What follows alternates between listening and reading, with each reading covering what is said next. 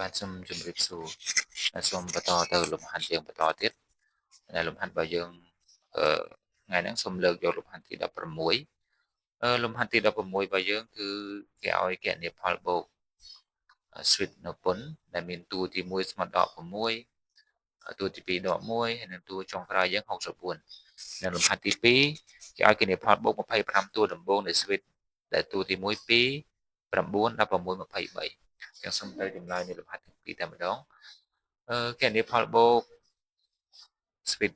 ដក6បូកនឹងដក1បូកនឹង4បូក9បូកចុចបូករហូតដល់64អញ្ចឹងនៅពេលដែលយើងគណនាផលបូកដែលមានទម្រង់បែបនេះអ្វីដែលយើងត្រូវស្គាល់ទី1តួដំបូងហើយនិងតួចុងក្រោយ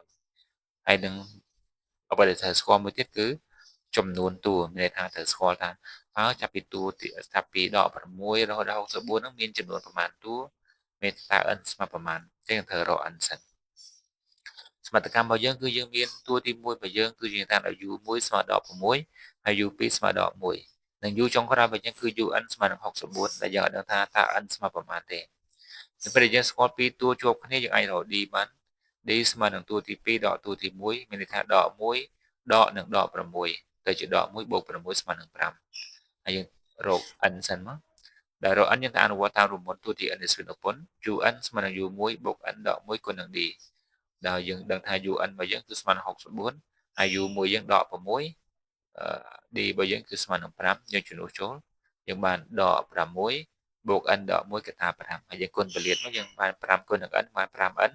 5គុណនឹងដក1បានដក5ដក5ដក6យើងបានដក11ដូច្នេះ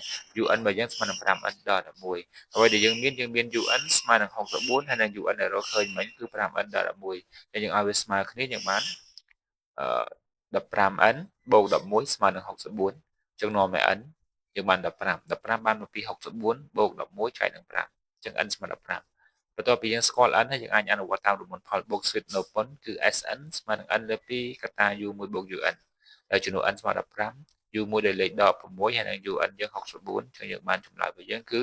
15លើ2កតាដក6បូក64ដក6បូក64យើងឃើញចម្លើយយើងមកចែកនឹង2យើងបាន29គុណ15យើងឃើញចម្លើយ435ដែល435ហ្នឹងគឺជាផលបូកនៃស្វីតនៅប៉ុនដែលយើងរកឃើញសូមទៅលំហាត់ខ